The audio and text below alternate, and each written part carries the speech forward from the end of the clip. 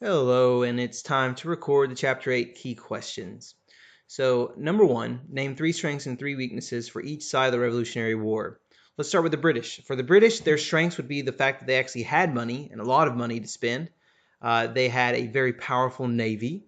They were able to even hire 30,000 Hessians and international people to come in. They also had a very trained military. Their weaknesses, however, was their government was extremely distant, had weak leaders in their government, and also their generals were quite poor. For the patriots of the revolution, their 3 strengths would be belief in their cause. Their other strength would be the fact that they're fighting a defensive war, and they really just have to fight to a stalemate and exhaust the British desire to fight. And they also had great generals. As far as their weaknesses, having no money, no supplies was a massive deficiency that they faced. They also did not have a navy to hold off the British aggression. Really, those are the main ideas, and probably a weak government as well. Actually, getting into that and into the next couple chapters, that weak government and the inability to collect money for taxes to support the military becomes quite significant. Number 2, why was George Washington chosen as the leader of the Continental Army? Well, he was the most battle-tested of the leaders, but also this is a political decision. They needed to bind the South to the revolutionary cause. By choosing a successful general and leader from the South, they thought that that would cause them to be more committed. Number 3, why was the Battle of Bunker Hill significant? Well, it signified to both sides as the American revolutionaries held their ground on top of actually Breed's Hill.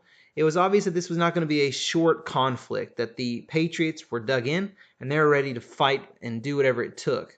So how did both sides react to it? Well, the Continental Congress, they follow up with the Olive Branch Petition saying, King, we still want to be part of the British Empire. We just want you to get rid of the Intolerable Acts.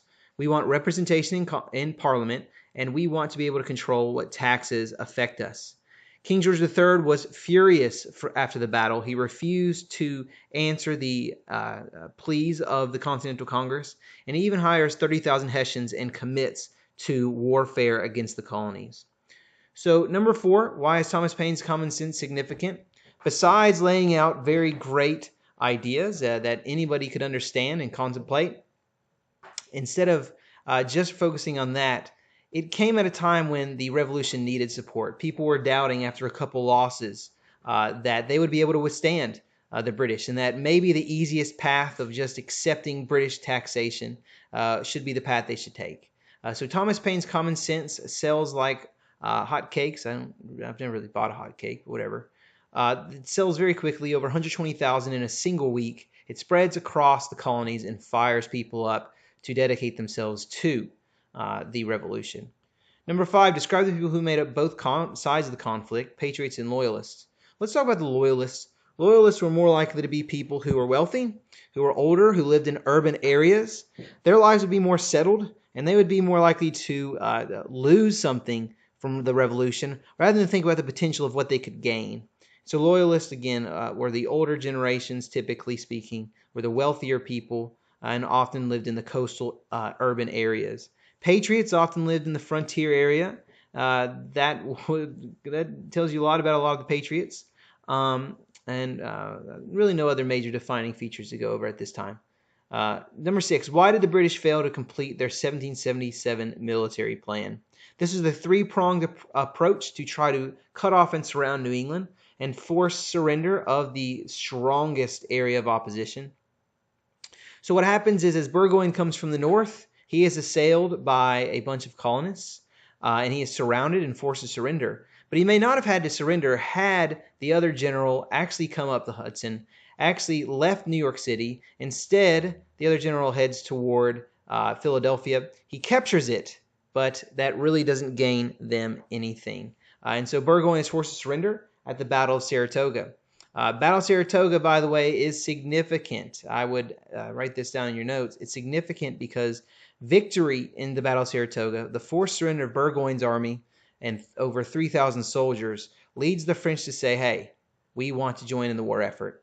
And so in number 7, what convinced the French to join the war effort? That's right, the Battle of Saratoga. How did this impact the war? Well, this turns it from a war between Britain and one of its colonies to Britain versus European powers. In fact, Britain, as we showed you that chart in class, Britain faced more than just France. Spain would join in and many other European powers looking to bring the British Empire down a peg. So, describe warfare in the southern colonies. This is very much I guess you'd call it a war of terror by the British. They were willing to burn people's farms and homes. They were willing to recruit loyalists to attack with them.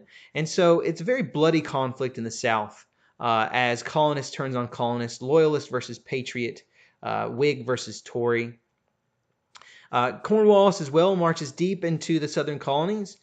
He finds it that with all the land that Nathaniel Greene had to run in and was able to just constantly escape his grasp, it was very frustrating for the British military. So they come back to the coast and settle in at Yorktown, which we'll get to in a minute. Number 9, why is George Rogers Clark's march into Indian Territory important?